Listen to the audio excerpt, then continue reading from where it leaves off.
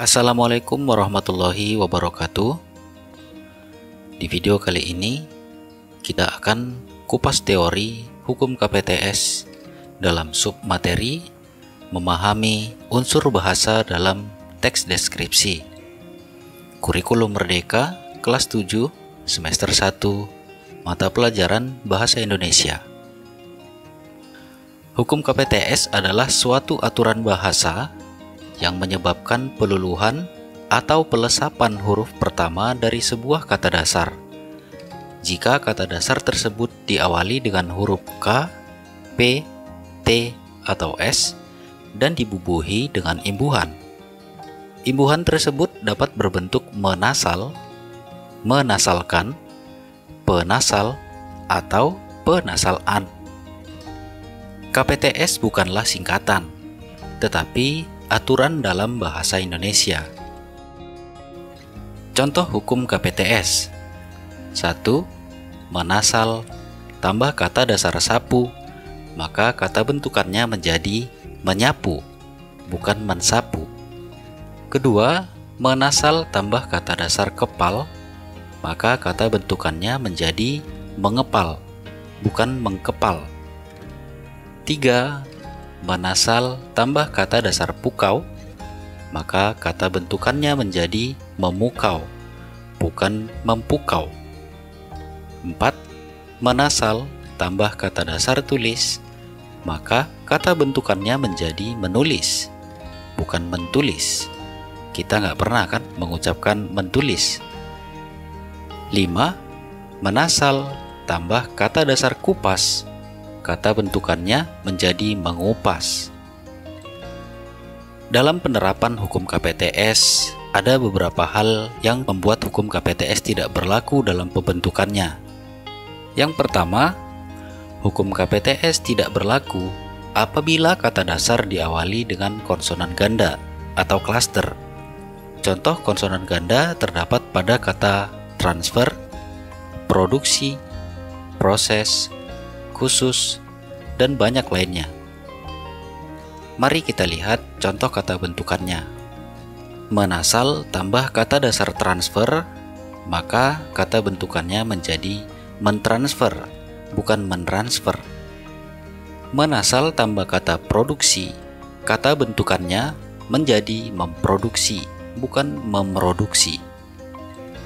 Menasal tambah kata dasar proses, kata bentukannya menjadi memproses, bukan memproses. Menasal tambah kata dasar khusus, tambah akhiran an, kata bentukannya menjadi mengkhususkan, bukan menghususkan.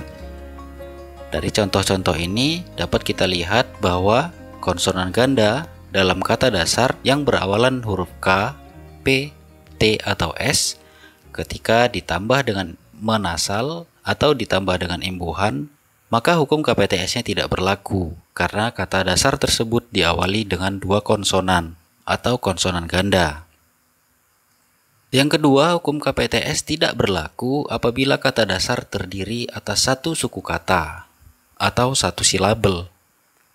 Contoh kata dengan satu silabel yaitu sah, pel, sup, tes, dan masih banyak lainnya.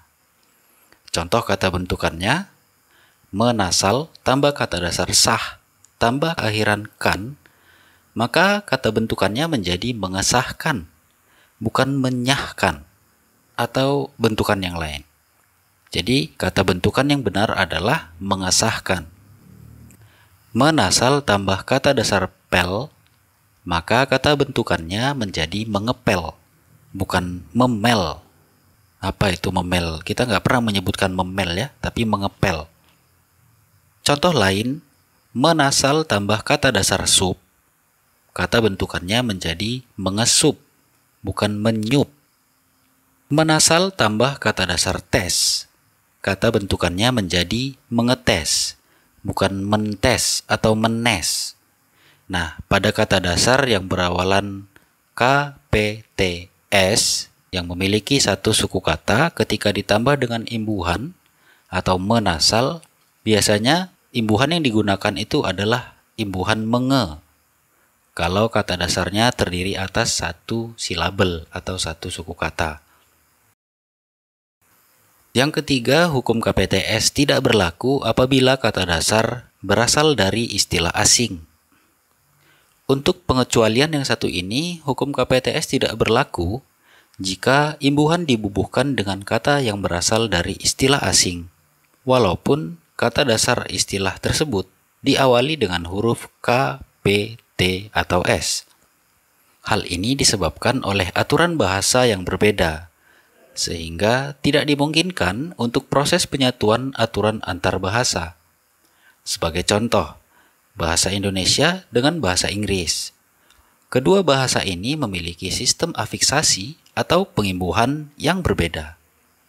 Contohnya, imbuhan me tidak dapat disatukan dengan kata dasar service, dengan catatan jika masih dalam ejaan bahasa Inggris, maka kata bentukannya menjadi men-service. Jadi dua bentuk kata ini harus kita pisah karena berasal dari dua bahasa yang berbeda. Tetapi jika kata service sudah diserap dalam bahasa Indonesia menjadi service, maka kata bentukannya menjadi menyervis. Dalam hal ini hukum KPTS berlaku. Jadi, secara umum proses afiksasi dalam bahasa Indonesia tidak dapat digunakan dengan istilah asing. Terlebih pada hukum KPTS, peluluhan atau pelesapan tidak dapat diberlakukan. Yang keempat, hukum KPTS tidak berlaku pada kata yang ditujukan sebagai pembeda makna. Contoh, kata dasar tinju. Kata bentukannya bisa jadi peninju dan bisa juga petinju. Peninju bermakna orang yang melakukan suatu tindakan, sementara petinju mengacu pada suatu profesi. Contoh lain, kata dasar kaji. Ketika kita bubuhkan dengan imbuhan, maka kata bentukannya bisa menjadi mengaji dan mengkaji. Mengaji merupakan kegiatan membaca ayat suci Al-Quran atau belajar agama. Sedangkan mengkaji yaitu mempelajari sesuatu. Jadi dalam hal ini hukum KPTS tidak berlaku pada kata yang ditujukan sebagai pembeda makna, karena dua kata ini memiliki makna yang berbeda. Demikian untuk video kali ini. Terima kasih. Semoga bermanfaat.